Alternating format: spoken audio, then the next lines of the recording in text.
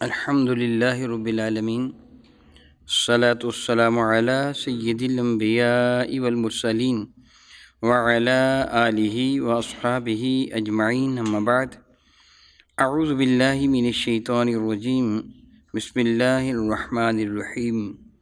بحمد اللہ تعالیٰ کہ رب ذوالجلال کے احسان اور کرم سے آج آپ کا سبق شروع ہوگا سورۃ الملک شفا کی 11 نمبر آیت شفا سے آگے۔ ملاحظہ کیجیے، اعوذ باللہ من الشیطان الرجیم، بسم اللہ الرحمن الرحیم۔ ان الذین یخشون ربهم بالغیب لهم مغفرۃ واجر کبیر۔ ان الذین یخشون ربهم بالغیب، ان الذین بے شک وہ لوگ کہ یخشون جو ڈر گئے، جو ڈرتے ہیں، ربہم اپنے رب سے، بالغیبی بن دیکھے، لہم مغفرۃ ان کے لیے مغفرت بھی ہے، یعنی ان کے گناہوں کی معافی بھی ہے، واجر کبیر ان کے لیے بہت بڑا اجر بھی ہے۔ پچھلی آیت مبارکہ میں رب کائنات کے ارشاد گرامی قدر ہے، فاعترفوا بذنبہم، ان کافروں نے اپنے گناہوں کا اعتراف کر لیا۔ وہ اعتراف کریں گے اپنے گناہوں کا، وہ کہیں گے کہ ہم گناہ گار تھے، ہم نے یہ گناہ کیے۔ یہ مختلف اوقات میں ہے، کبھی وہ انکار کریں گے وما کننا مشرکین، ہم مشرک تھے ہی نہیں، اور کبھی وہ لمحہ ہوگا کوئی اقرار کریں گے کہ ہم نے گناہ کیا، ہم نے یہ جرم کیا، وہ کف افسوس ملیں گے، جس طرح اس سے پچھلے برکہ میں ہے وقالوا لو كنا نسمع او ناقل، وہ کہیں گے کاش ہے، کاش ہم نے سنا ہوتا، ہمیں عقل آ جاتی تو ما كنا فی اصحاب السعیر، ہم جہنمیوں میں نہ ہوتے۔ فاعترفوا بذنبہم، وہ اب اپنے گناہوں کا اقرار کریں گے۔ فسحقا لاصحاب السعیر، تو پھٹکار ہیں ان لوگوں کے لیے، لعنت ہے ان لوگوں پر کہ جو جہنمی ہیں، کہ اب ان کے اعتراف کرنے کا کوئی فائدہ نہیں ہے۔ لیکن وہ لوگ جنہوں نے اعتراف کیا، کب کیا؟ رسول مشتم کی زبان وحی ترجمہ سے سن کر کیا ہے۔ قرآن مجید فرقان حمید نے اپنے بالکل ابتدا میں اس کتاب کو جو ہدایت دینے والی فرمایا، تو کن کو ہدایت دیتی ہے؟ ارشاد گرامی قدر ہوا، ذالک الکتاب لا ریب فیہ، یہ وہ کتاب ہے جو شک و شبہ سے بالاتر ہے، ھدی للمتقین، یہ ہدایت دیتی ہے ان لوگوں کو، یا اس سے ہدایت پاتے ہیں وہ لوگ متقین جو متقی ہیں۔ ایک جگہ جو لفظ متقی کی تعریف رب کائنات نے ذکر فرمائی ہے وہ یہ ہے کہ الذین یؤمنون بالغیب، وہ لوگ ہیں جو غیب پر ایمان لاتے ہیں، یعنی بن دیکھے بات کو قبول کر رہے ہیں۔ اور غیب کی تعریف کیا ہے؟ کہ وہ جس کو حواس خمسہ اپنے ادراک میں نہ لے سکیں، جو حواس خمسہ کی رینج میں نہ آئے۔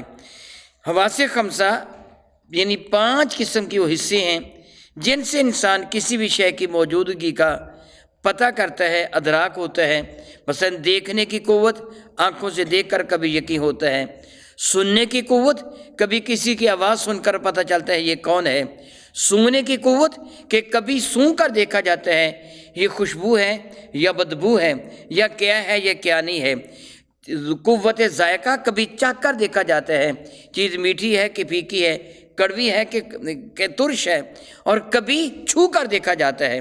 یہ 5 قوتیں ہیں، قوت باصرہ، قوت سامعہ، قوت شامہ، قوت ذائقہ، اور پورے بدن کی قوت لامسہ، جس طرح ہم سردی اور گرمی کو محسوس کرتے ہیں۔ یہ 5 قوتیں ہیں، جو شے ان قوتوں کے ادراک میں، ان کی رینج میں، ان کے احاطہ میں نہ آئے وہ غیب ہے۔ اور سب سے بڑھ کر غیب کچھ ذات ہے، وہ ذات اللہ تعالیٰ کی ہے، کہ وہ ذات بابرکات ہے، جس کو نہ دیکھا جا سکتا ہے، جس کی آواز کو نہ سنا جا سکتا ہے، نہ جس کو سونگا جا سکتا ہے، نہ جس کو ٹٹولا جا سکتا ہے، نہ جس کو چکھا جا سکتا ہے۔ اسی طرح ہم نے اپنے رب پر یقین کیا، اپنے اللہ پر ایمان لے کے آئے، اور اتنا مضبوط ایمان، ہمیں اپنی جان پر اتنا یقین ہے جتنا اللہ کے ایک ہونے پر یقین ہے۔ اور اتنی بڑی یقین کی یہ توفیق و ہمت جو رب نے عطا فرمائی، تو یہ یقین کس کے صدقہ سے ملا؟ ہمیں کس سے بتایا کہ اللہ ہے؟ ہمیں ہمارے نبی نے بتایا۔ ہم نے اللہ کو دیکھا نہیں ہے، اللہ کی آواز کو سنا نہیں ہے، یہ ہے غیب۔ غیب پر ایمان لانا یعنی اللہ کے نبی کی دی گئی اطلاع پر ایمان لانا۔ اب آپ بالکل ایک سادہ بالکل دیہاتی سادہ، جو ایک دن بھی مدرسہ میں نہیں گیا، اسکول میں نہیں گیا، مسجد میں بھی شاید کبھی کبھار آیا کہ نہیں آیا، نماز عید بھی معلوم نہیں پڑھی کہ نہیں پڑھی، وہ گھر مسلمانوں کے پیدا ہوا ہو، آپ اس سے پوچھے کہ اللہ کتنے ہیں، وہ کہے گا ایک ہے۔ آپ اس سے پوچھے ہے بھی کہ نہیں، وہ کہے گا ہے، یقیناً ہے، یہ جو فصل باڑی کرتا ہوں، میری فصلوں کو میرا اللہ اگاتا ہے، یہ پھل میرا اللہ لگاتا ہے، وہ سب کچھ بتائے گا۔ اسے اتنا یقین کو کیوں ہو گیا؟ وہ تو کسی سے پڑھا بھی نہیں۔ الحمدللہ تعالیٰ اس نے میرے نبی سے سنا ہے، براہ راست بھی نہیں سنا، ایک تو ڈائریکٹ سن لیا نبی سے، براہ راست بھی نہیں سنا۔ 14 صدیاں بیت گئیں جب میرے نبی نے خبر دی تھی اللہ ہے، الحمدللہ تعالیٰ آج تک وہ یقین اسی طرح کامل ہے کہ اللہ ہے۔ یہ بات آگے سے آگے بڑھتی چلی، یہ ہے وہ غیب کو جاننا۔ اسی طرح جنت ہے، جہنم ہے، فرشتے ہیں، عرش ہے، کرسی ہے، لوح محفوظ ہے، قلم ہے، وہ سب کچھ ہے۔ ان سب کے بارے میں ہمیں کیسے پتہ چلا؟ میرے نبی کے بتانے سے پتہ چلا۔ میں بات کر رہا تھا کافر دیکھ کر مانیں گے، جنت کو جہنم کو دیکھ کر مانیں گے، اعتراف کریں گے اپنے گناہوں کا، مگر ان کا ماننا قبول نہیں کیا جائے گا۔ ان کو کیا کہا جائے گا؟ اے کاش کہ کہیں تم نے محبوب مکرم سے سن کر مانا ہوتا، ان پر ایمان لائے ہوتے تو تب تمہارا ایمان قبول تھا۔ جو نبی سے معاذ اللہ تعالیٰ سماذ اللہ تعالیٰ آگے بڑھنے کی کوشش کرتا ہے کہ میں نبی کی خبر پر ایمان نہیں رکھتا، میں خود تحقیق کر کے بتاؤں گا، وہ کافر ہوتا ہے۔ ایمان والا وہ ہوتا ہے جو آنکھیں بند کر کے نبی کی دی گئی خبر پر یقین کر لیتا ہے۔ رب ذوالجلال شان کرم قدر فرماتے ہیں کہ الذین ان الذین یخشون ربہم، بے شک وہ لوگ جو ڈر گئے اپنے رب سے، بالغیب، بن دیکھے ڈر گئے، رب کو دیکھا نہیں مگر وہ اپنے رب سے ڈرتے ہیں۔ سبحان اللہ و بحمدہ، اگر یہ کسی کے اندر خصوصیت پیدا ہو جائے، میرے کریم آقا رسول ربی نے حضرت جبریل امین کے سوال کے جواب میں، کہ جب جبریل امین نے یہ پوچھا تھا یا رسول اللہ فرمائیے احسان کیا ہے، پہلے ایمان کا پوچھا تھا، پھر احسان کا پوچھا تھا، مل احسان، و احسان کیا ہے، تو میرے قریب نے جواب دیا تھا کہ ان تعبد ربک کأنک تراہ فإن لم یکن تراہ فإنہ یراک، اپنے رب کی یوں عبادت کا جس طرح تو اپنے رب کو دیکھ رہا ہے، جس طرح تو اس کی حضور حاضر ہے، اپنے رب کو دیکھ رہا ہے، اس طرح تو اپنے رب کی عبادت کر۔ اور اگر ایسے نہیں، فَإِن لَمْ تَكُنْ تَرَاهُ، اگر تو اسے نہیں دیکھ سکتا تو یقین کر لے، فَإِنَّهُ يَرَاكَ، تیرا رب تجھے دیکھ رہا ہے۔ جب انسان کا یہ یقین کامل ہو جاتا ہے، پھر نہ کسی سے فراڈ کرتا ہے، نہ دھوکہ کرتا ہے، نفس مجبور کرے گناہ کرنے پر، وہ گناہ بھی نہیں کرتا کہ میرا رب مجھے دیکھ رہا ہے۔ یہ ہے وہ بن دیکھے اپنے رب سے ڈرنا۔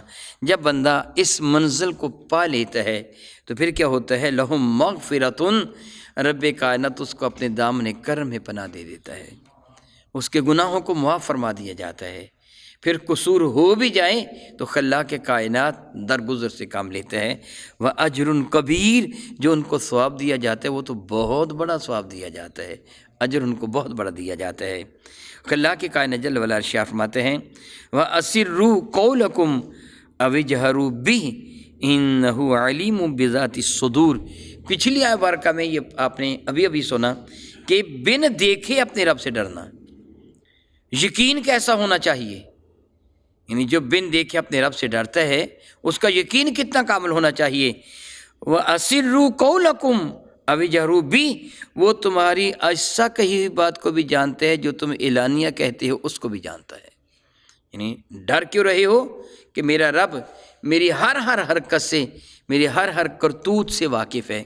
میں سرگوشی کروں کسی کے ساتھ، بہت آہستگی کے ساتھ بات کروں، میرا اللہ اس کو بھی جانتا ہے۔ اوی جہروبی، یا اس کو میں اونچی آواز میں جہرن بات کروں، میرا اللہ اس کو بھی جانتا ہے۔ یہ بھی بہت بڑی بات ہے کہ کوئی کہے کہ میں جو کہتا ہوں ایسا کہوں یا اونچی آواز میں کہوں، میرا اللہ جانتا ہے۔ اس سے بڑھ کر، کہیں بڑھ کر، انہ علیم بذات الصدور، کہنا تو تب ہوگا جب تیری زبان پر وہ کلمات آئیں گے۔ انہ علیم بذات الصدور، وہ تو تیرے دل کے اندر چھپی بات کو بھی جانتا ہے۔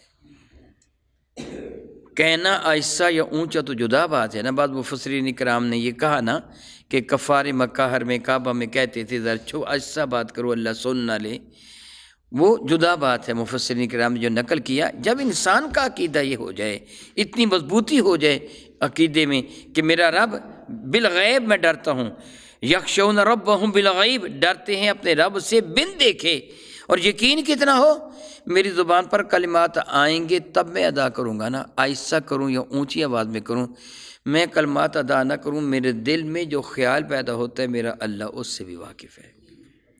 انہ علیم بذات الصدور، فرماتے ہیں الا یعلم من خلق، اللہ اکبر، ارشاد گرامی قدر فرماتے ہیں الا یعلم، کیا وہ نہیں جانتا، من خلق، جس نے تخلیق فرمایا ہے، جس نے تجھے بنایا وہ تیری کرتوت کو نہیں جانتا؟ آپ بہت اچھی طرح جانتے ہیں، جس بندے نے یہ مائکرو فون بنایا ہے نا، وہ بہت اچھی طرح جانتے ہیں کہ اس کے اندر ہے کیا کیا، اور یہ جانتا ہے کون سی شے کس مقدار میں ہے، اس کو پتہ ہے کون سی شے لگائی ہوئی کہاں ہے، اس لیے کہ سب کچھ تو اس نے کیا ہے۔